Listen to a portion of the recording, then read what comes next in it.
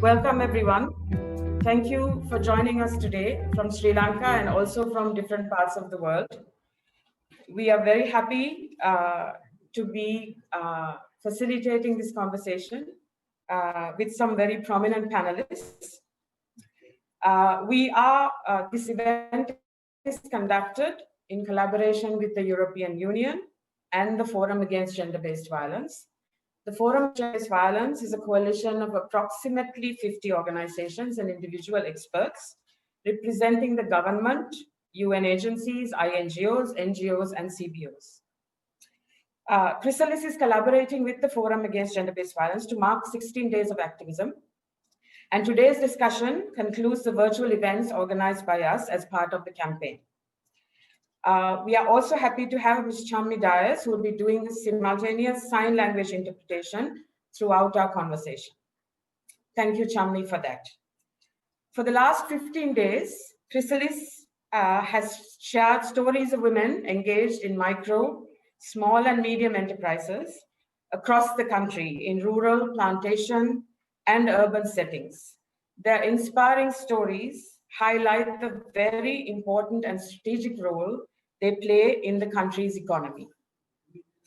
In conceptualizing Chrysalis's campaign, It's Her Time Now, our intention was to really highlight women who have broken many barriers and challenged the status quo to start and grow their businesses and contribute significantly to their communities and the local economies that they represent.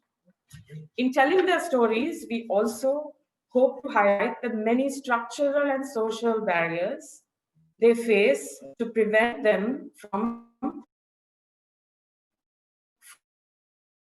fully and meaningfully participating in the MSME sector in the country. The MSME sector, either directly or indirectly, welcome Honorable Minister Shehan Semasinghe, State Minister of Samurdhi, Household Economy, Microfinance, self-employed, but let me also tell you that new technology. So welcome, Ms. Honorable Sir, to our conversation today. We are also very happy to welcome Mr. Thorsten Bargfred, the first councillor and the head of the Political Trade and Communication section of the European delegation to Sri Lanka and the Maldives. He comes from background and experience in the field of diplomacy as well as economic affairs and development. Welcome, Mr. Bargfred. We are also very happy to have with us today Ms. Achala Samaradivakara, Managing Director, co-founder of The Good Market, which started as a mission-driven social enterprise to highlight and promote products and services that are good for the people as well as for the planet. Welcome, Achala. We are also very happy to have with us Ms. Dila Veerasinghe, owner, Managing Director of Healing Island, an eco-friendly wellness goods supplier, a small but sustainable company creating awareness of natural local products, empowering and employing skilled women, and perpetuating Healing Island's core value of being local and buying local. Welcome to all of you once again. We really hope that our conversation here today and the subsequent action will support the establishment of an enabling environment that support women in the sector so that they can thrive and they are recognized for their contribution to this country. We will start our dialogue with a set of questions to all our panelists, and we are really hoping that we will have some time at the end to take some questions from the many of you who are very eager to engage in this conversation. And we will also end with some closing remarks by our panelists. To start off with, I would like to go to Achala first. Achala, I know your story is a very inspiring one. Could you share with us, please, what was your motivation and inspiration in starting your business? Thank you, Ashika. So I hope There are so many people heard Good Market as a marketplace, but not really the behind story. So then I will say that because I remember actually as officially Good Market started in 2012. That's my official journey started. But back in 2006, I had a dream to start something my own. So then I got an opportunity to work with the NGO sector. We are always trying to empower rural communities to develop something their own. So then when I'm working with the communities, I realize their main problem is the market. Even though they make really good products, they are really sustainable products, they don't know where to sell. But as a Colombo person, I'm living in Colombo, I realize in Colombo there are so many conscious consumers. They wanted to access to these community products, or maybe help communities to come out. So then even though I had a dream to start something my own, I'm not too clear. So then when I'm working with these communities and then living in Colombo with these conscious consumers, I realized there is a gap. So rather than developing a product, I thought I want to do a service, to really bring rural producers and then the Colombo conscious consumers into a one platform. That's where the Good Market born in 2012. So then Good Market, actually it's very attractive marketplace from the beginning. So then so many, when you come there, you can really see nice products, nice quality packaging, and nice, story behind. But when you see the front end, the back end, we have done a lot of things. We work with them to, empower them, and in the quality controlling, packaging, and branding. So then that part actually we have done. We started with 32 vendors, but today after 8 years, now we have more than 1,500 entrepreneurs with us. So then the majority is women. That's the nicest part of here. And then so to me to be more sustainable entrepreneur. So by giving the service to entrepreneurs, that's the nicest part. But at the same time, I made kind of like a sustainable income for me to sustain, to create more jobs to others. So then what I have done, I actually found out what are the gaps in the ecosystem of entrepreneurship development. So I started with small marketplace, and then I realized 1 day per week is not enough for these people to sell their products. Then I moved to a retail chain. So there actually then I found out there's a gap for certification and standards. So then I helped with that, and then now actually slowly we are trying to export. So that's where I started to be self-financed. But still my company is more self-financing business model. I'm not really taking my money for my works, to my personal thing. I'm taking a salary, but I'm reinvesting my income to the organization to give more service to rural entrepreneurs. So then that's where I started. So then I'm working with more than 1,600 people. When I started in 2012, they are really basic, but today I can see they started their own factories, they started their own, maybe export company. There are so many success stories out there. Even when you heard about a lot of, entrepreneur stories, a lot of people say we started with Good Market or we get Good Market support. So I realized there is a gap, and then I thought I want to address to it.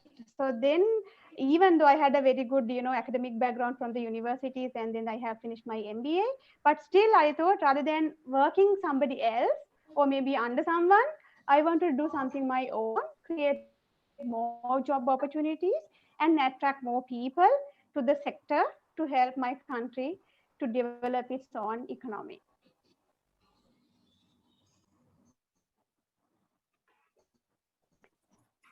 Thank you very much, Achala. It's truly inspirational story, and it's really courageous of you to also support many other women who are really struggling with their businesses. Let me come to you, Dila, and ask you the same question about what was your inspiration and motivation in starting or managing Healing Island right now?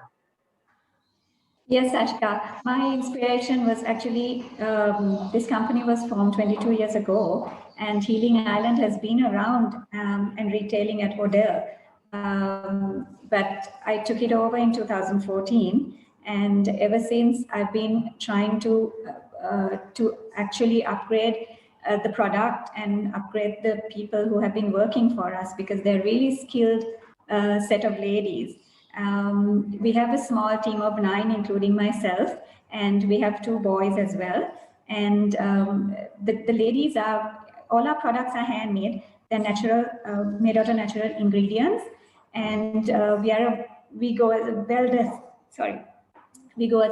brand.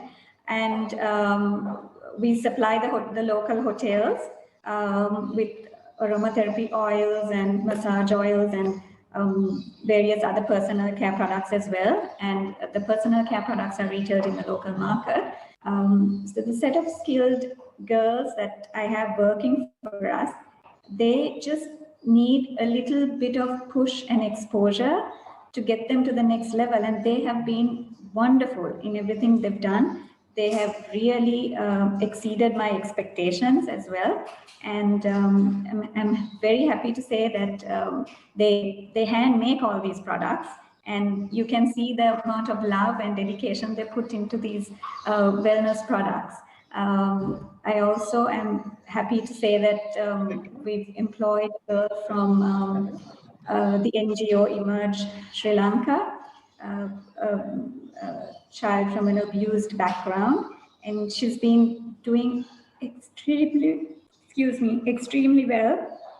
And she's been able to learn the work and carry on her duties amazingly well. And we also have, I inspire them, and I want them to know that there is a lot more for them out there, that they can achieve a lot more and they can be somebody, they can do something for themselves. In fact, I have one girl who decided to go for a cookery class on a Saturday and start baking, and now she's a home baker. So we've now encouraged her to, bake cakes and bring it into the office. And I'm trying to help her buy an oven as well, being the next step for her to carry on. So having said that, all our products are based on natural ingredients. And we like to keep it that way, and we want to keep it that way, basically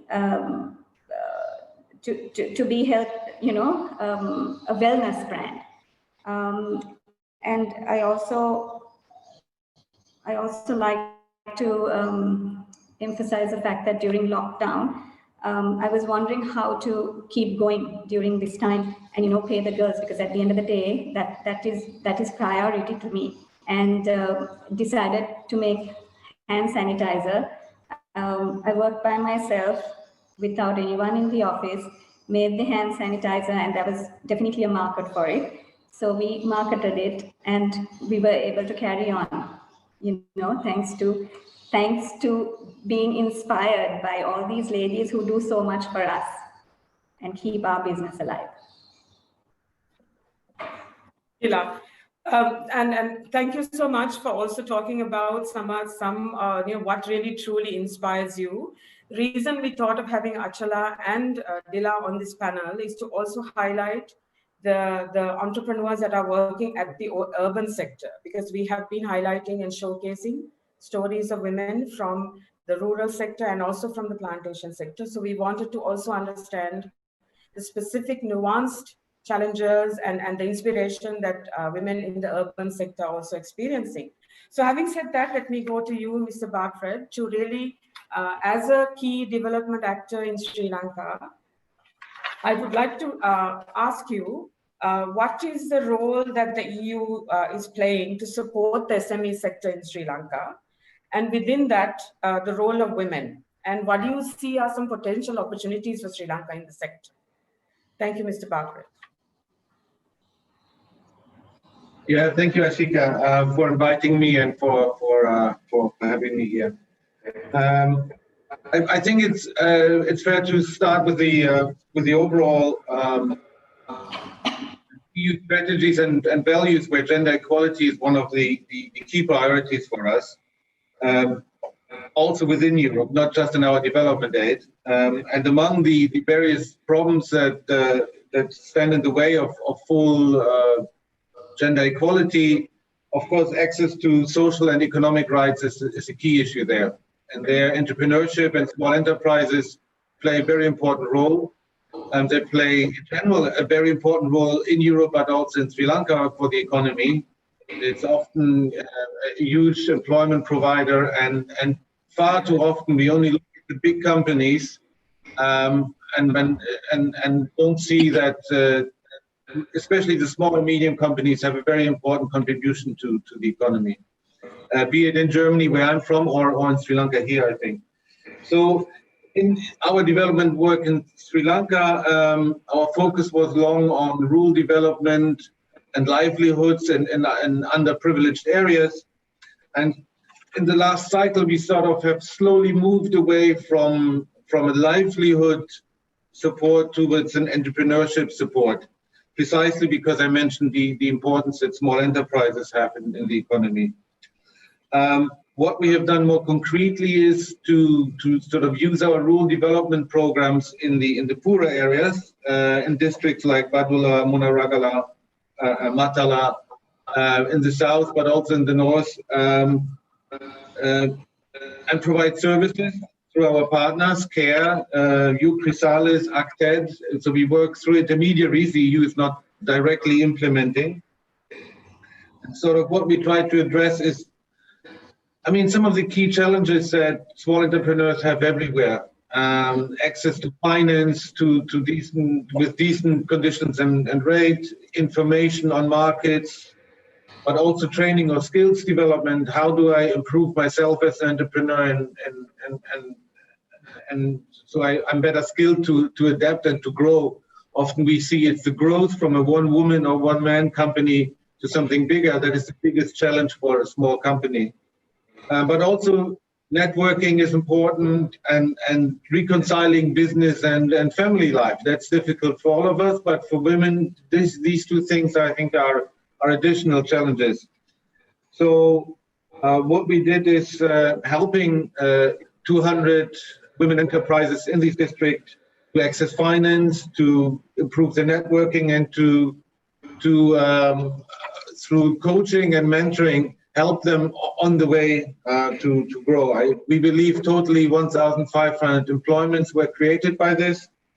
But these are sort of small-scale actions if you look at the entire country, of course. So we look forward in our future development aid. We are starting a new cycle soon, and small companies and women entrepreneurship will certainly play an even more important role. As everything the EU is doing in the future in development aid, and not only, but also in our internal policies, climate change and sustainability, the environment will play an even more important role. That will be super important for everything we do. So we expect our future support and work with Sri Lanka to bind these together, innovation, small enterprise development, but also adaptation to climate change and working with Sri Lanka with a more sustainable economic model. Okay, let me stop here. Thanks. Thank you very much, Mr. Bargfred. I think it's really, truly very good to understand that it takes many stakeholders to really strengthen the SME sector in Sri Lanka. So thank you for that, Mr. Bargfred. Let me invite the Honourable Minister, Shehan Semasinga again, the State Minister of Samurdhi, Household Economy, Microfinance, Self-Employment and Business Development, to share with us today what are the government plans to really support the SME sector, as well as women in the SME sector. And we know the Honourable Minister to be very innovative and very creative. Our interaction with him always gives us very good ideas about how to move this sector forward. So may I ask you, Honourable Minister, to really share with us the government plans to really support the sector. Thank you.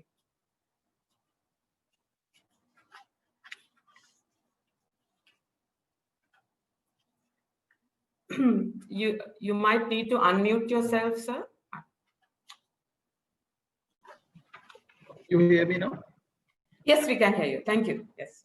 I'll give you a brief explanation on what the government's plan is. Actually, we will have more emphasis on small and medium scale enterprises.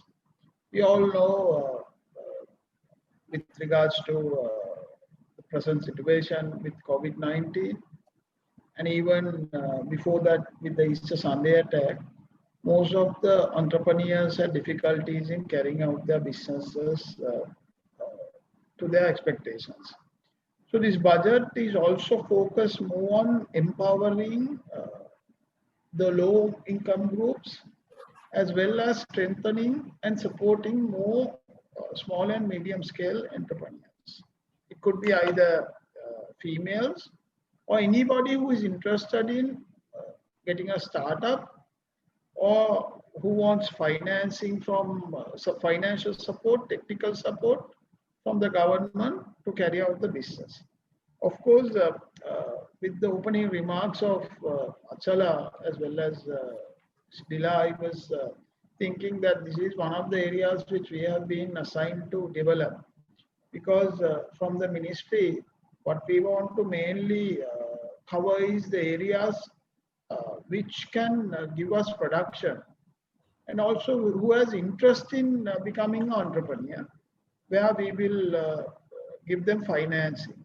So we will want more and more people to join along with our group, and we will have a awareness program which will start in January, just after the budget, so that we will get more people to engage with us.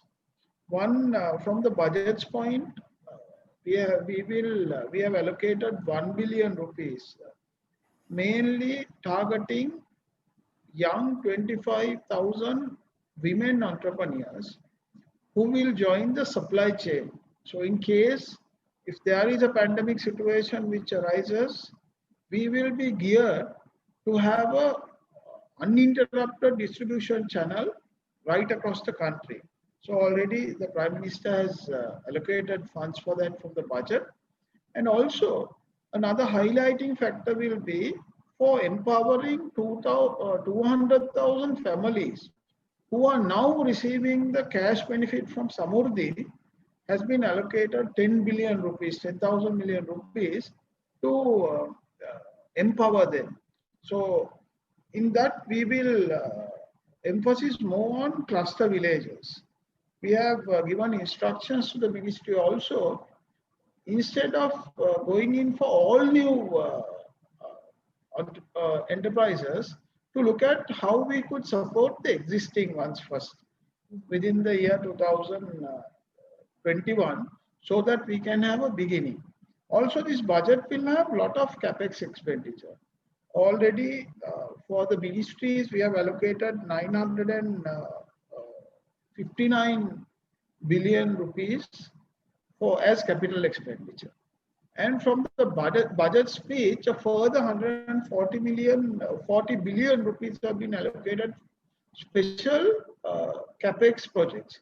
So this money will come into the economy, and we hope that there will be a growth in the economy. Of course, we know it will not be a very smooth sailing, because a lot of financial issues will come across. We are ready for it.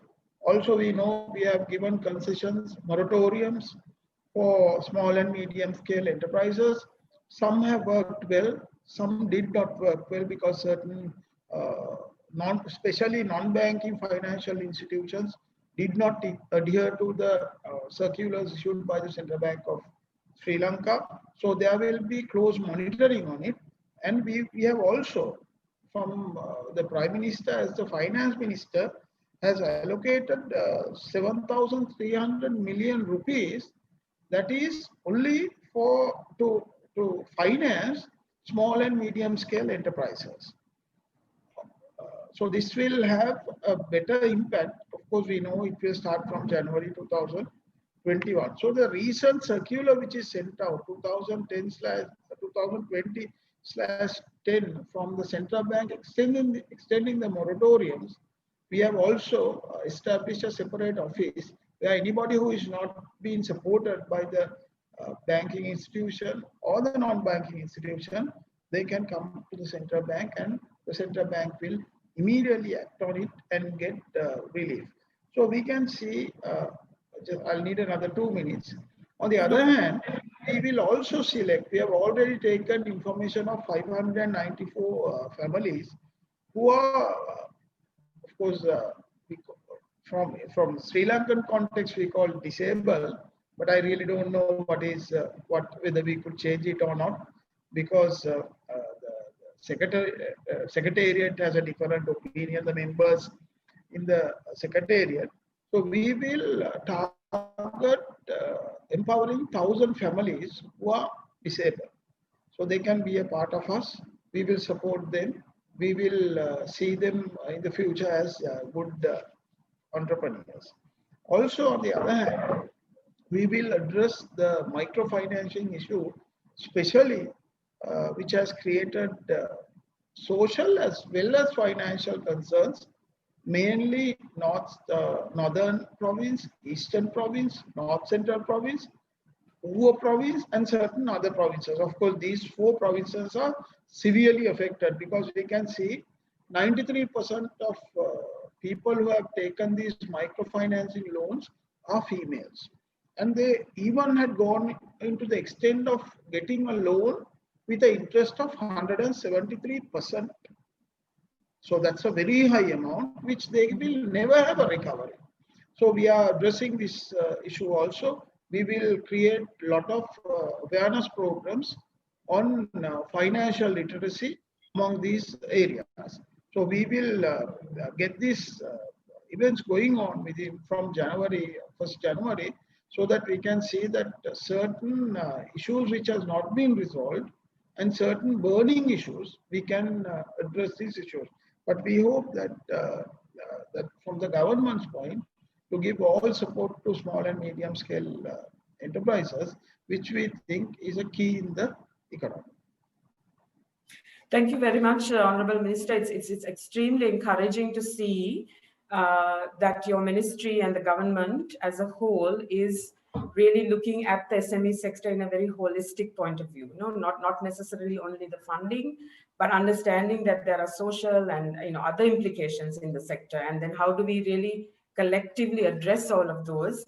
And I think having the government really backing those ideas and thoughts, and really putting, as you say, the weight behind the weight of the government behind those initiatives, I think is extremely encouraging. So let me go back to Achala once again to ask a question as an entrepreneur who has been in this work now for 7 years. Congratulations, by the way. Today is 7 years you're celebrating. I would really like to ask Achala, also in hearing what the minister had to say, that what are some of the really critical challenges that women experience in kind of starting and growing a business? And what would you recommend to policymakers as some changes that they can make in order to really support women in this sector? Exactly. So, Ashika, I will actually just explain this challenges by giving a small figure.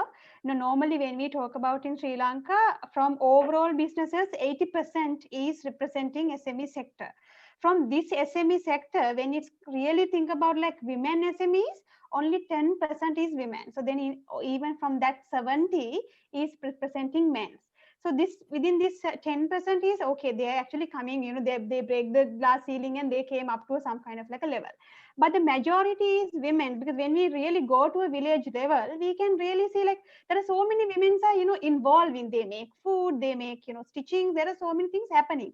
But when it's come to figures, these are not really, because then we can say these are really micro level businesses. They are not came into a like small or medium level. So then there is a gap for that for me, because the reason for this is the mainly what I see working with so many ladies out there is the main thing is a legal kind of like a barriers for them. The first thing actually what I see, registering their business. So without actually proper registration, we cannot actually take them to account. Rather they are a small or medium, because the application process for getting a business registration is really hard. I'm sure Honorable Minister took this to his note. I mean, I heard even there are some debates going on to make it more like simplified, because there in the application they ask like what is your business registration address, is it owned by yourself, so then a lot of ladies, like most of the cases, maybe a business place is their home, their house. So then it's owned by maybe husband or father. Then they don't know where the address is going to be, happens. Sometimes they're registering their business to husband's name, not their name. So that's not represent really there. And then the second thing is the knowledge. Even for me to start Good Market, that's the biggest gap. While I'm living in Colombo, I realized there is a gap, in the market. So when we really go to village, when we talk about them like, hey, there is a opportunity for dried vegetables, dried fruits, they will really surprised. Really? We don't know that, that information not really going to the down level, So then if we can, have kind of like a hubs or maybe information places for small scale people to go and access to their nearest place to get proper information, that's the first thing. The getting the what market need, where the gaps are, if they can address these gaps, for sure they can easily find a new markets. That's the first thing. The second thing is the knowledge or maybe the training. We talk about so many trainings, but the trainings are more appropriate to market gaps. As an example I will give you, one lady came to us. She told me that there are so many. They have milk. That's village. They have around a lot of cows. So then they make a lot of yogurts and then the curd, but they never heard about cheese. The cheddar cheese, blue cheese. There are so many opportunity for these. Even I mean, appreciately, government is stopped a lot of imports. We have opportunity to do a lot of things in the market, but we don't know how to make cheese. How to make cheddar cheese. We don't have this knowledge. Even in the country, I don't think at the moment there is no place for us to go and take this knowledge. So then we need up-to-date knowledge. We have to bring these things to the ground level and give them to the people like people around the village area. That's the second thing. The third thing is the certification and then the quality controlling. When you really come to Good Market, you can see the products, the quality, because we really work with them. So we need to like maybe when it come to like hygiene or maybe packaging and then some of the government rules. So if we can from the beginning, if we can work with the communities to think about what the export market is asking from us, what the standard supermarket is asking from us. For that, if we can prepare these people from the beginning, it's easy for them to develop their product. That's what I have done, but I am doing a very small scale thing as a kind of like a small community. There are so many things we can do. But I wanted to really propose to Honorable Minister and Mr. Thorsten. So if the networking is make us really more helpful and I mean the work each other, because we cannot ask government to do everything, because we also there to government can give us support, but we have to do it. So if we can work together, because there are so many programs happening out there, even in Colombo there are so many kind of like accelerator programs and hubbing and helping. There are so many programs going on which really not connecting each other. If government can get them into one platform and make them help, and then slowly make this information go to the ground level, then it will really work. That's what I really wanted to propose you, Minister. And at the same time, the markets, the Colombo, a lot of markets happening.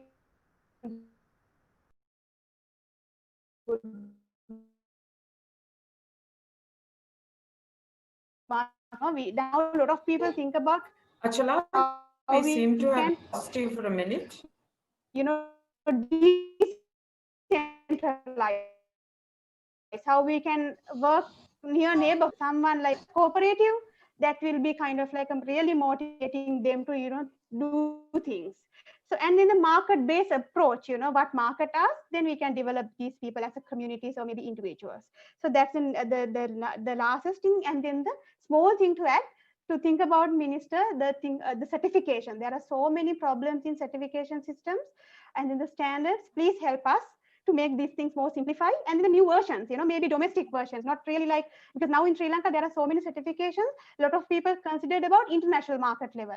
It's okay to have a domestic market certification for them to try out, and then they can think about maybe going beyond. So these are the kind of like a main gaps. Access to finance, I'm sure government is giving so much of opportunities for us, so that can manage, but still the knowledge and certification and the market is the kind of like a biggest gap for us. Thank you very much, Achala. I think that's very comprehensive in a set of recommendations, and I think in working with women in the rural sector, across the country, many of the issues they raise are very similar to what you have just highlighted. Really prevent. I also invite all our partners to please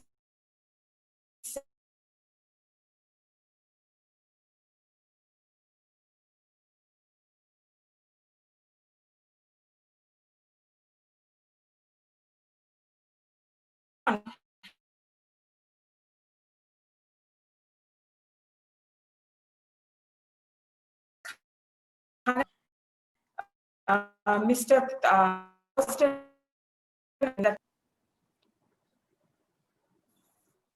I think Mr. Thorsten, I think you are on mute. Yes, please. Yes, okay. You were a bit scrambled. Your picture was and voice was a little bit frozen from here. So yes, thank you. I mean, I think Achala mentioned already the whole range of key challenges, and many of them sound familiar, and we see them a bit everywhere. Now, one thing she mentioned as well is the issue of registration, and I've heard this before, that it can be very complicated, especially for a female entrepreneur to simply formalize the company. And without that registration, it's difficult to get business development services and support as well. So I was quite encouraged, and the Honorable Minister was there as well when we met at the opening of the Business Development Center in Munaragala, where an internet-based quick registration system was piloted. And I think this is the sort of elements that if replicated out all over the country would already help. In a way, it's a low-hanging fruit that registration is a key bottleneck, and it shouldn't be too difficult to overcome that. At the same time, Achala mentioned the multitude of initiatives that are out there can be complicated to navigate. Again, I think the idea of a centralized business development center, one per district or less or more, such a center could help, I think, to put everything together that is out there to support entrepreneurs and then prioritize which one is the most appropriate. It's true, if you have to go out there on your own, it might not be easy to simply know where to go as well. There's something else I would like to mention from a European perspective, what we see in Europe, and I'm sure it will be similar here, going beyond the micro-entrepreneur, we see there is a digital gap as well that affects women more than men when it comes to entering the sort of most promising and the future sectors of entrepreneurship. And what we see as well, of course, there is a lack of female entrepreneurs in leadership positions in chambers of commerce or elsewhere. So that's also an important, more long-term, I think, challenge to address, is that if there are more women out there representing small businesses, chances are that the particular problem of female entrepreneurs will get heard more and will be tackled at the political level as well. Let me just stop here. Thanks. Thank you, Mr. Thorsten. Thank you for your thoughts. Let me go last but not least to the Honorable Minister to really get your thoughts on some of the challenges that Achala raised here with us. And we know that some of those challenges are experienced by many women entrepreneurs across the country. So I know that the government has also proposed many changes in the way that it supports. So may I ask the Honorable Minister to also respond in terms of how do you see that we can specifically overcome those challenges? I think certain concerns raised by Achala was, that is, we are trying to address.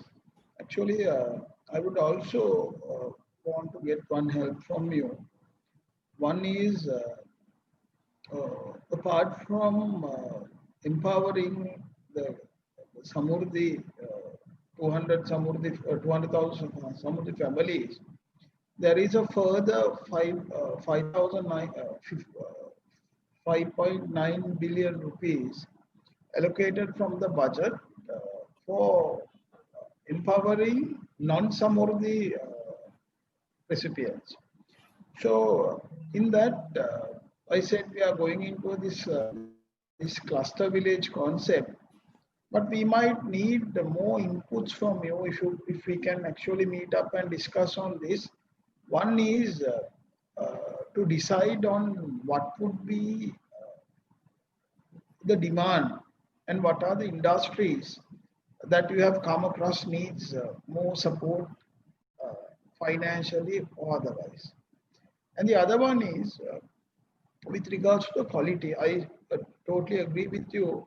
Even though the product is in a better standard, the quality which is expected out in the market might not match.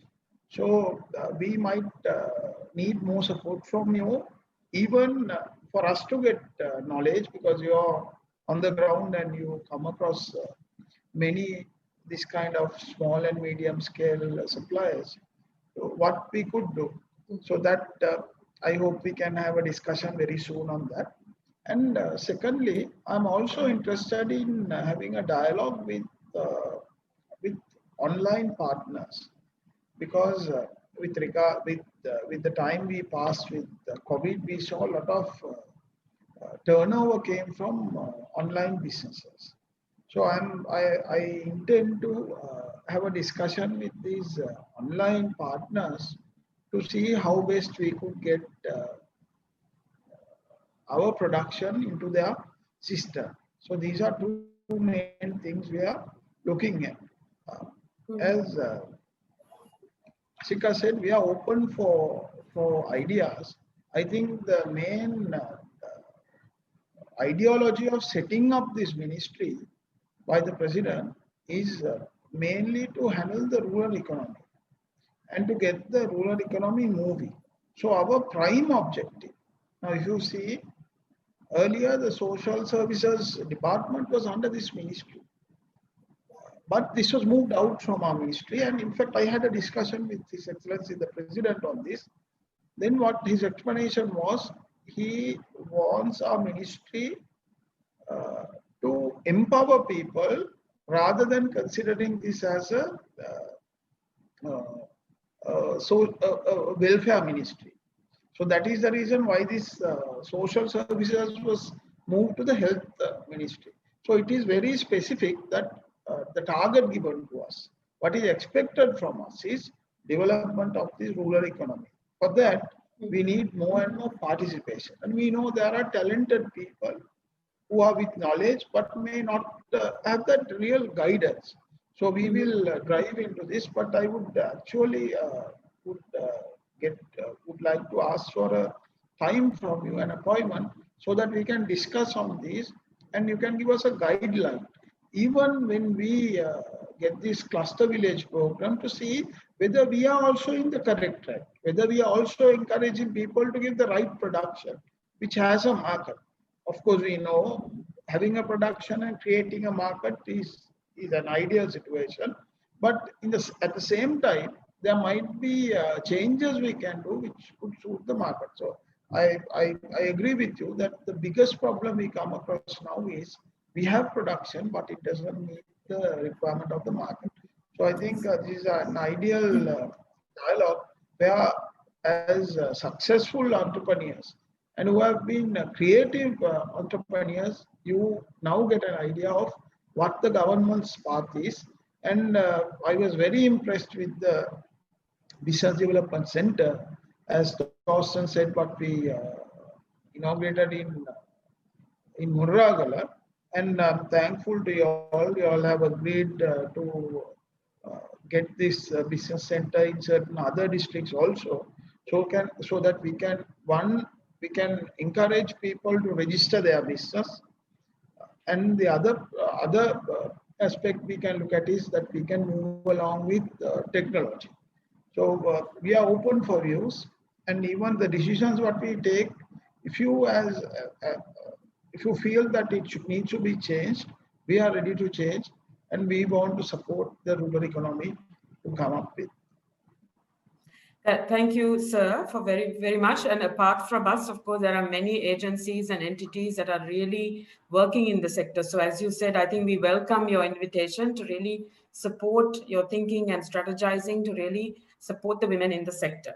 Dila, can I also go to you for 1 minute or so to to check whether you have any recommendations yourself as a entrepreneur that is also employing other women.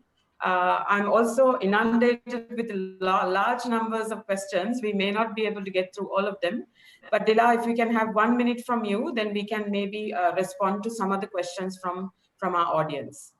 Yes, I feel that for women entrepreneurs, they also need a go-to place where they can, they're skilled in so many ways, but they don't know what they need to choose to do, you know.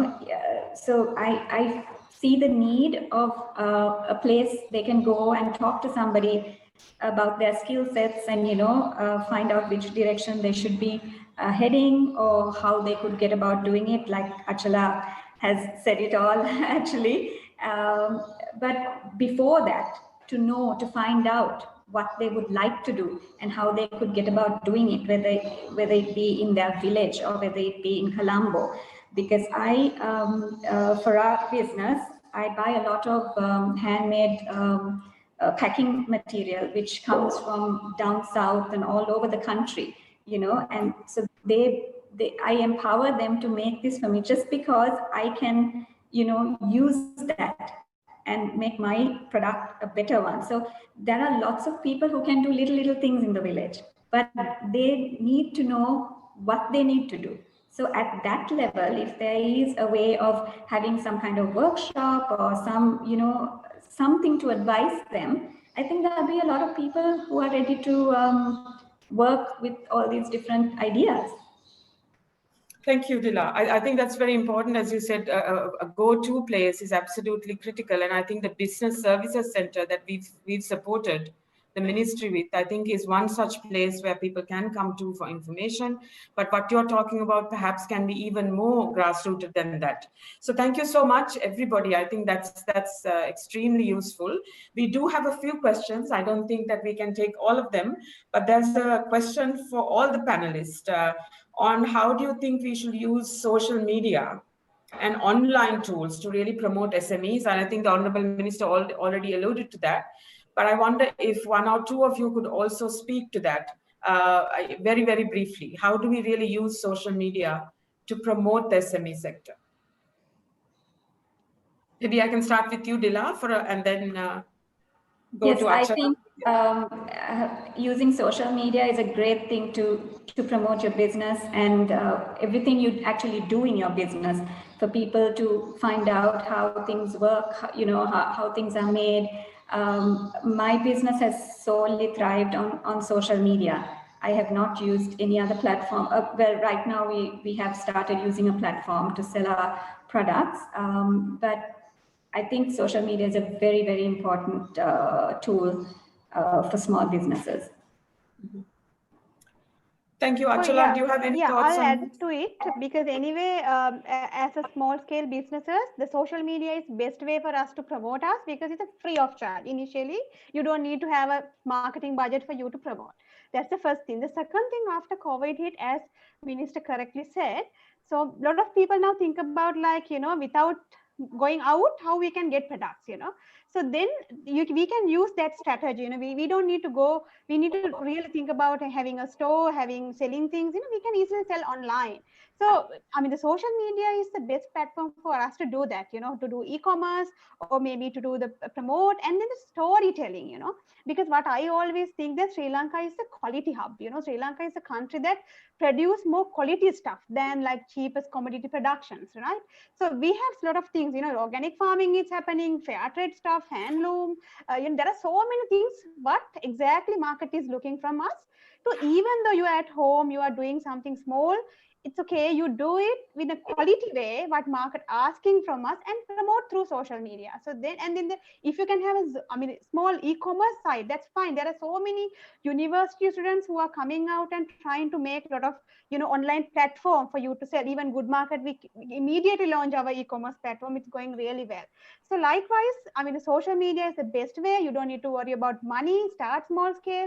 Once you get income, then slowly you can develop your, maybe a physical something, but focus on e-commerce, focus on online. That's the opportunity right now. Right. Thank you so much, Achala, and also Dila. Honorable Minister, we have one question for you, especially. Somebody is asking whether you feel that you have enough information about the specific needs of women entrepreneurs, and how can we really support you to get that information, Honorable Minister? Well, I think with regards to information, I don't think we can set up a limit. So we believe we have sufficient information, but when it comes to ground level, it might not be the most sufficient level. So there he or she is welcome to get in touch with us. Ashika, you have our contact details. I believe you can send it across to them. I think that's why I said we are very open for ideas. And as you said, we might. I did not think of meeting the agencies, but I think there is a requirement to see what you deliver to the community. So I will also set up a discussion on that, a very casual discussion to see how best we could have a better output. And with regards to information, yes, we need more and more information because in the future, the decisions we make, especially from our ministry, will be based on data-driven information, because we don't want to make ad hoc decisions and change our decisions every 1 week or 2 weeks time. So whatever the decision we take will be based on the data which we believe we will get from credible sources.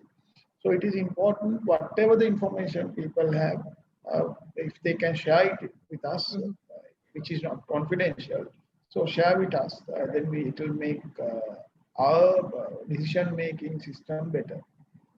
Thank you, Minister. I also have a question about the private sector. What are your thoughts on the engagement of the private sector in this SMEs?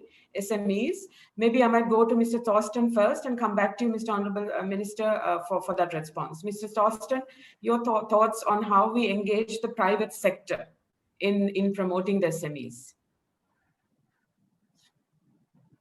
How to engage with private sector? I mean, of course, it's have an open door, I guess, to as the minister already is offering, have private sector go beyond the walls of their own businesses and reach out to government and tell them and share what their concerns are.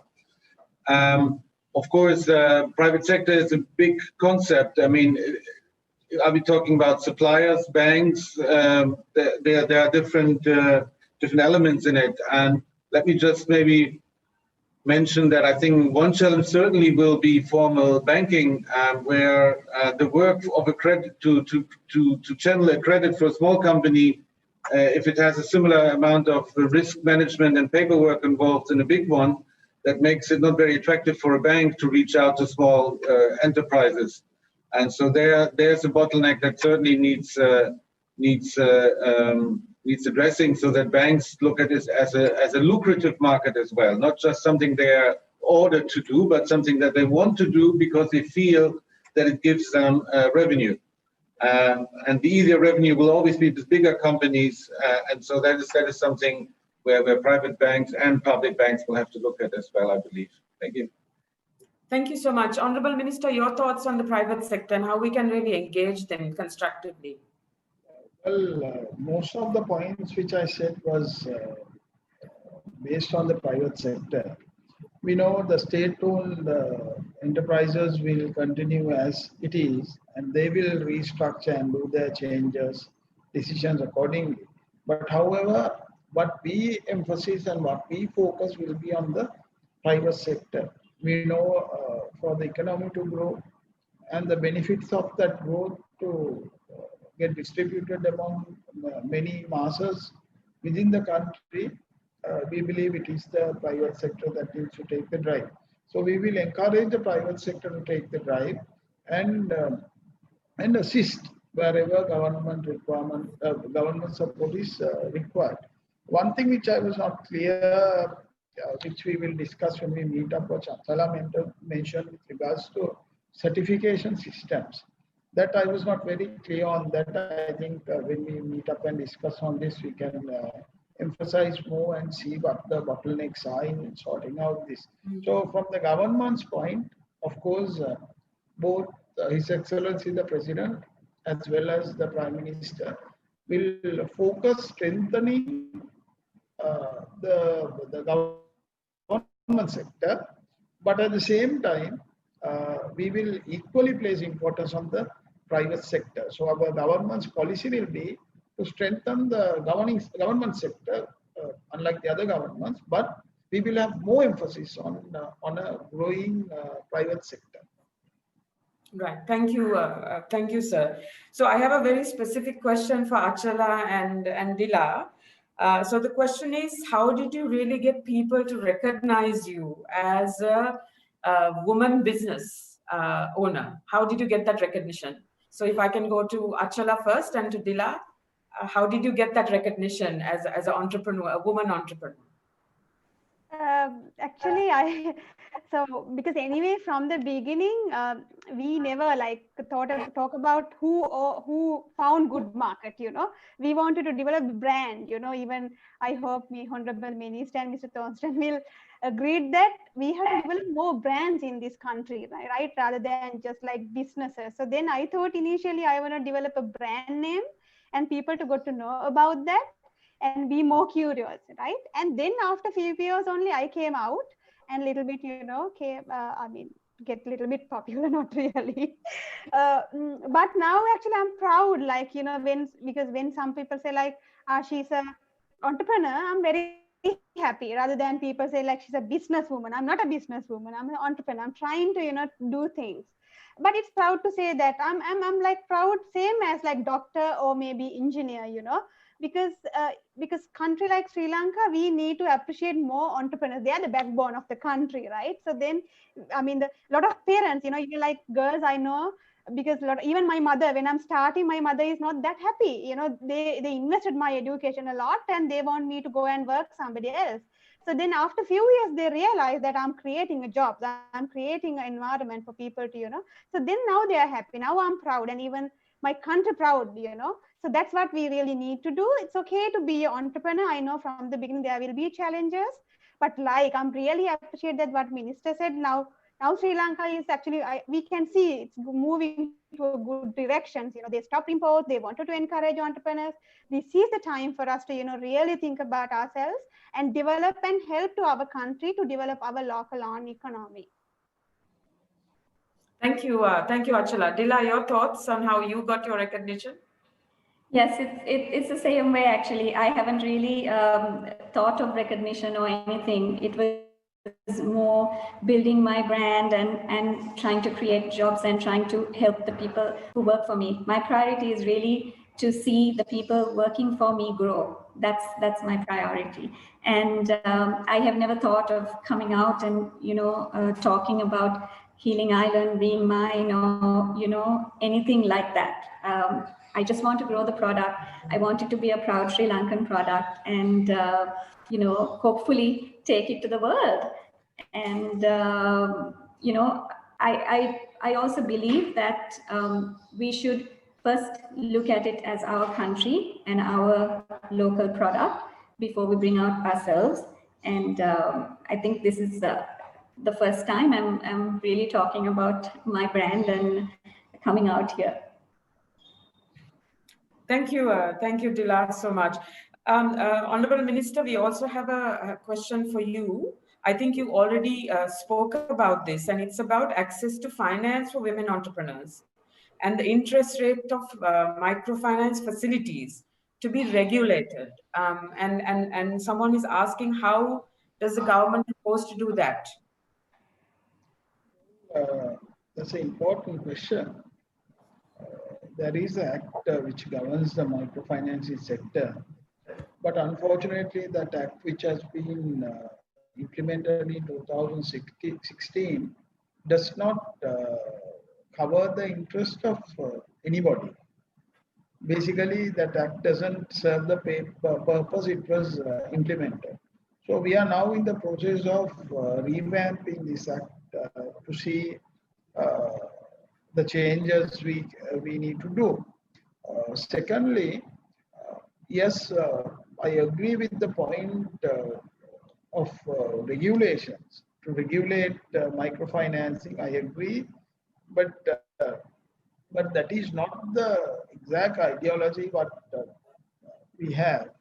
I think we need a more self-regulating system onto microfinancing sector. The reason is the service of the microfinancing sector and how they cater is different to how they cater in the other financing sectors. Because one thing, with very less or no collaterals, they lend money. So we need, and their cost will be also higher compared to the other financial institutions. So that is what I said, that we will specially create this financial literacy. I think we'll have to target more women on this matter, because looking at it, I said who is trapped on this is 93% are women. So basically it gives us and it gives us where we need to talk to and what is our audience going to be. So yes, we will look at regulations, but at the same time we will encourage and have a system to have a better financial literacy on self-regulation. Because the decisions what we take from the government is not to take out any private sector from their business. Of course, we are very clear on that. We will regulate, we will put them into the system. When there is a problem, we will address that issue and make sure those problems don't occur in the future. But it doesn't mean that, we want the private, whoever is in the business of any sector, from the private sector to move out and have the government intervention 100%. So that I have to make it very clear, because that is why I very promptly said that we want the private sector to grow as much as possible, because it is the backbone of the economy. So yes, this will be regulated. We will go into a more self-regulation system. Certain countries, especially if you take India, has adopted this self-regulation system quite well. And our population is more educated.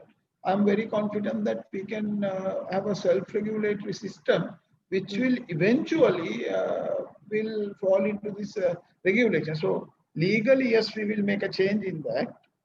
We will get the stakeholders within, and we have already had a couple of discussions, and I have very clearly expressed that what the government expectation is and how people have fallen into a trap. So they also have agreed to it. Yes, we know there are certain reputed companies, registered companies in this business. Also, at the same time, the person whom we call Polimudalali is also in this system. So we don't want to take out the regulated or who is registered, the companies who are registered out of the system, and get these other Polimudalalis to come into the system where we have no record at all. So that is what I said, that we don't want to leave the private sector, neither have rules and regulations and get this Polimudalali back into the operation. So we will regulate, have a self-regulated system, and make sure that people get a system of especially increasing the money circulation in the country. Right. Thank you, sir. Mr. Torsten, I have a specific question for you. but especially in light of the fact that you are involved and engaged in the apparel sector, in your view, the question is, how can the EU support women entrepreneurs in the apparel sector,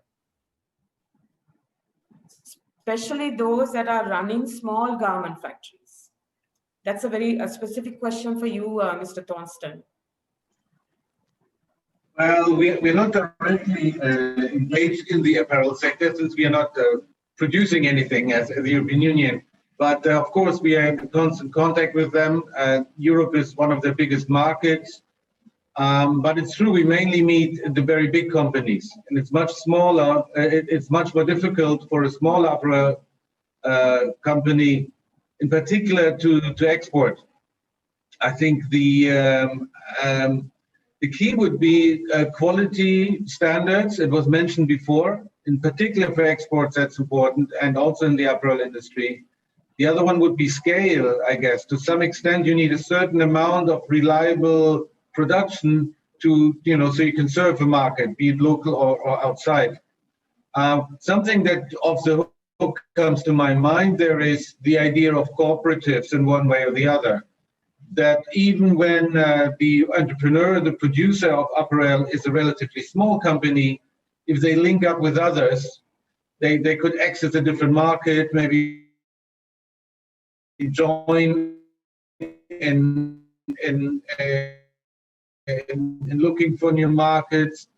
We can sort of sell them in bulk to larger exporters, even if they don't do the export themselves. So these are the things that would come to my mind, especially if the idea is not to move the female entrepreneur who's stitching herself at home to move her towards a bigger business model. Right. Thank you, Mr. Thorsten. So there are lots of messages really thanking the minister for positively engaging in this conversation on women. So let me highlight that as well. So I think there are lots of questions coming in, but we are also very conscious of time. So maybe I can ask each of the panelists to take 1 more minute to really, if you have any concluding remarks about the conversation that you've had or anything that you have left not said yet, to take 1 more minute and please share that with us. And let me go back to Achala, Dila, Mr. Thornton, and finally the last word to the Honorable Minister. Anyway, Ashika, this is such a good opportunity. Yeah, it's such a good opportunity for us to, directly talking to Minister and then Mr. Thornton. It is not really, we can get that opportunity easily. So the main thing I really wanted to emphasize that there are so many private sector people like us, us, and there are so many other programs happening in Colombo, to help SME sector. I mean, we have developed such a database, definitely we can come to Minister and we can really work with government to make this sector more, the more get into another level. And at the same time, there is a sector called social enterprise sector, which is now getting more, attention from the, young people and then the other entrepreneurs, which is more sustainable way for a country like us. So I really wanted to get the Minister's attention and the Mr. Thornton, like, is there any other program for you to support for social enterprise to recognize and get them also, to the country economy and get them highlight would be the really important thing. And if Minister can actually give us a time for us to come and give a present private sector now engaging in Colombo and how we can really bring these to the village level, we are very happy to come and work with. Thank you, Achala. Dila, any final thoughts from you? Yes, thank you to the Honorable Minister and also Mr. Thorsten for your ideas and everything that you all have in mind for us. This will be a great opportunity for all of us. And like the Honorable Minister said, taking export, even though you can't export it yourself, if there's somebody else who would do it for you, because small businesses, they cannot cope with all the procedure that goes on with exporting products. This would be a very good thing for people like us, where we produce the products and we give it to somebody who is taking it out to the world as Sri Lanka. So thank you, Honorable Minister, for all your suggestions, and thank you, Mr. Thorsten, for all of your valuable support. Thank you, Dila. Mr. Thorsten, over to you. Yeah, let me first thank Ashala and Dila for sharing your experiences with us. I think it's really inspiring to see, and I always admired entrepreneurs. I'm not sure if I could do it, to be quite honest. I have friends who started their own business. I see the pressure. I see the amount of difficulties of learning process involved, but I also see how some of my friends became really satisfied when the baby is sort of grown. So thank you for that. It's very inspiring. Just one thought, it was mentioned social enterprises. I just realized that Ashala mentioned it. Sri Lanka has a bit of a branding as a good production hub compared to other countries in the region. In textile and elsewhere, there's no child labor. So there are good environmental standards, to fair trade, sustainable products, and all of that. And then to sort of move that to the next step towards exports, we're happy to look at that and see how we can support such businesses, I think. Thank you, and thank you for organizing this.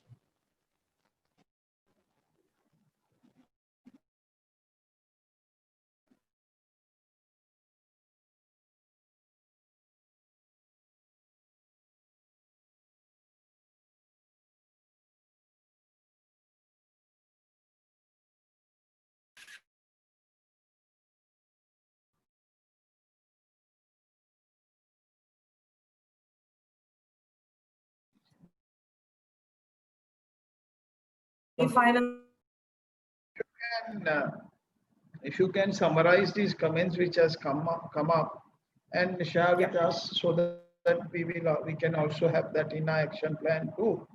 Also, finally, what I want to tell is have confidence in the government, because we believe we are in the right direction and we are very confident that we can achieve. The private sector will be given more emphasis and support, because we realize the importance of the private sector. And mainly, we want to develop more and more entrepreneurs. We want to convert people into entrepreneurs who will contribute to the economy. So have faith on us. We will have, of course, we know it is a very difficult period. And even in this difficult period, we will take decisions that where we could support general masses in the country.